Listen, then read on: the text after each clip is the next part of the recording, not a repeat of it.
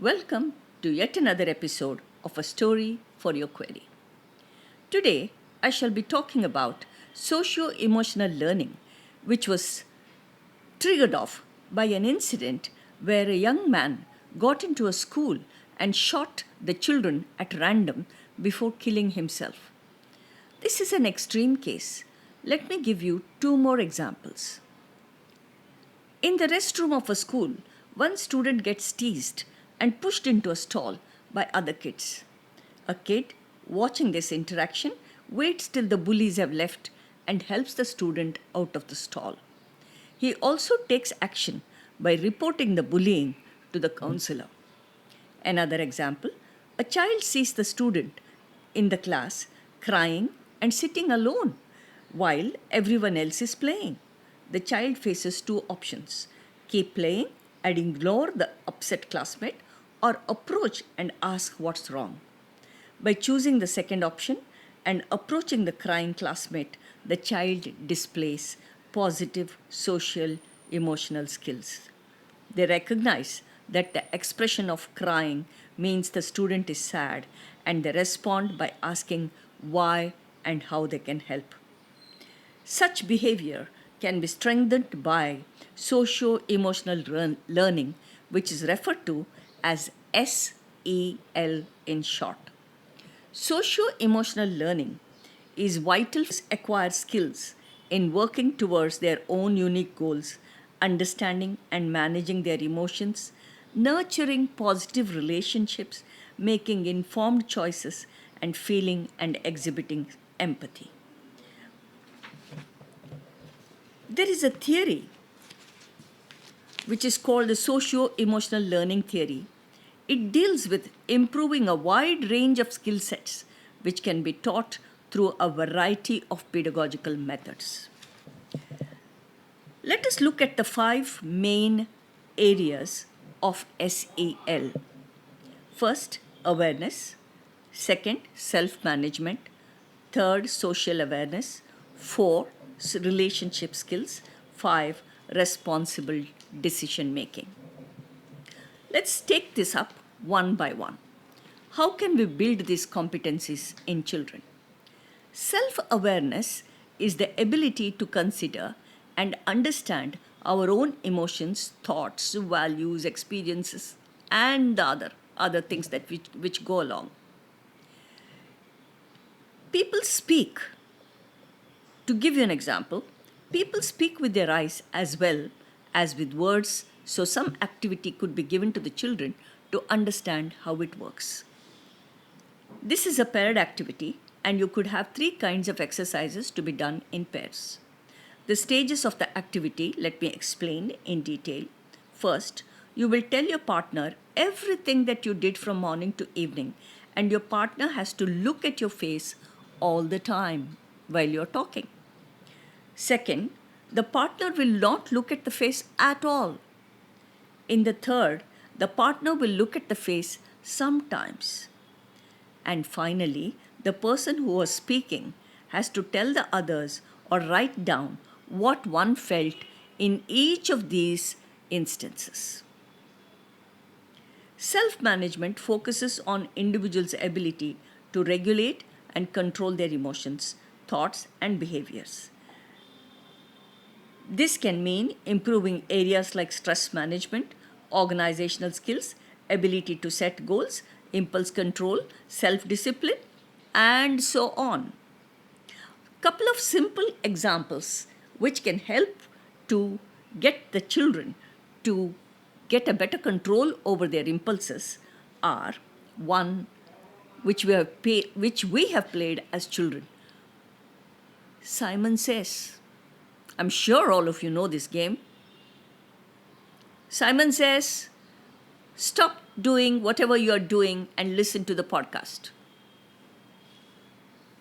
Red light and green light is another common game which we would have played as children, which helps in impulse control. Intrinsic motivation can be taught through thoughts, actions, and feelings. The teacher has to help the children to understand, to reflect, to introspect. SEL also helps them to set up short and long term goals. These are for the intellectual or academic and personal goals for physical and social emotional selves. One could create a vision board where you can take some old magazines and ask the child to cut out the pictures which represent her hopes and dreams. Paste these pictures onto a poster board, decorate with colors, glitter, stickers, etc.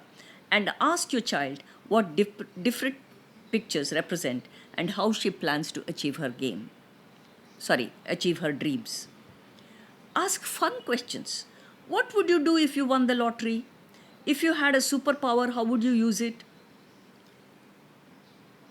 Grit, goals, perseverance, and growth mindset help the children to develop, to convert their dreams into reality. Social awareness deals with the ability to empathize with others, your ability to take the perspective of those in different situations to you, your awareness of other individuals and groups, and your ability to make sure that you are treating them fairly. So, this can be taught by giving them dilemmas. Dilemma 1. I overheard some girls in the bathroom talking about how my friend's body odor was super strong. I didn't want my friend to hear it from those people, so I gently told her what I had heard. She got off super offended, and now she's not talking to me. I thought I was doing her a favor by telling her the truth. Am I a jerk? Now there can be a discussion based on this. Finally, the right verdict could be, you're not a jerk.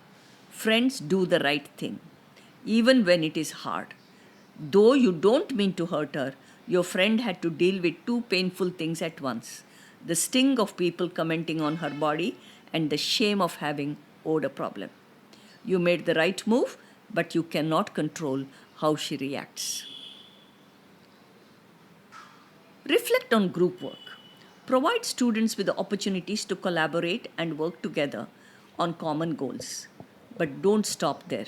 When the projects are complete, give students time to reflect by journaling about the process involved with working with their partners or group of peers. Use prompts to guide the students with their thinking. Here are a few examples. How did you feel about working with your peers on this project? Explain, please. What were the advantages of working with the group on this project? What challenges or roadblocks did you experience while working on this project? How were these challenges overcome? How do you think your group viewed the efforts of the member of the team? What might you do differently the next time you work on a project with your peers? Let's move on to the next skill, which is the relationship skill. The relationship skills are closely linked with social awareness. For example, when students attempt to resolve a conflict by themselves, relationship skills, the process is made easier when both are able to empathize with each other, which is the social awareness skill. If you have the ability to make positive relationships with those who learn and work with, you're contributing to a more positive school or work environment. Let me give you another example. You have made friends with a new kid at school and even discover that you both love making music. But your longtime friends don't like him. So, you have three options in front of you. Keep inviting him to group gatherings until they can see how great he is. Hang out with him when your friends aren't around. C. Stop talking to him. It's not really worth it. What should be the right answer? The right answer would be B. And why would you do that? Because we all want to fit in with our friends and to be liked and accepted. But it stings when you're making a nice move like befriending a new kid and your friends aren't on board. But here is the thing. Your friends probably like that you're friendly, confident and kind. So Show off those qualities by shrugging and saying, he's cool, he doesn't know that many people yet. If they can't deal with it, ask yourself if those friends are the ones you want to have. The golden rule is a moral principle which denotes that you should treat others the way you want to be treated yourself. The other golden rules are do unto others as you would have them do unto you. Don't treat people the way you wouldn't want to be treated. Treat other people the way you want them to treat you. Rules without relationships always lead to rebellion. Teachers need to remember this. Also, there is another important aspect that the teachers need to pay attention to. We don't always make the right decisions. In fact, oftentimes we learn the biggest lessons when we don't make the best decision. Make sure you give your students the freedom to make mistakes and create an open and safe space to reflect on those mistakes. Decision making grows stronger when students have the opportunity to navigate challenging situations on their own. I believe in the Australian Army, they do not recruit people if they have not failed.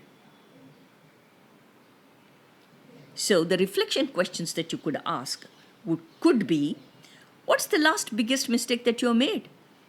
What did you learn from it? What happened? How was this important to you? How did your decision impact the future? Use moral dilemmas to teach decision making. These moral dilemmas are situations in which the decision maker must consider two or more moral values or duties but can only honor one of them. Thus, the individual will violate at least one important moral concern regardless of the decision. Here is a dilemma for you. You and your family love the beach and decide to spend a weekend at an isolated beach cabin. Your teenage daughter often gets bored, so you make plans to take your niece along. As soon as you arrive and the water looks rough, you tell the girls they can get ready to swim but to come back and help to unload the car. They're so excited they do not pay attention to the last part of what you say and run down to the beach to swim. You do not realize they have done so till you hear your daughter scream. You realize they are both caught in a strong current and might be swept out to sea. You are a good swimmer, but you can only save one of them. You have a difficult choice. What do? Save your niece first because she is a poor swimmer and will not be able to last as long as your daughter? Or save your daughter first because although she is a good swimmer, she will not be able to last long enough for you to come back after saving your niece. You cannot stand the idea of losing her because she is your daughter. This may relate to how you choose to pursue your own personal goals. For example, achieving certain school grades based on your strengths and limitations or improving your overall attitude. So, the 5 SEL competencies to sum up are self awareness, self management, responsible decision making, social awareness, and relationship skills. These are vital to the teaching and understanding of socio-emotional learning at school. With this, we come to the end of the podcast. I see you next week. You may send your queries to mystory@gmail.com. Bye till then.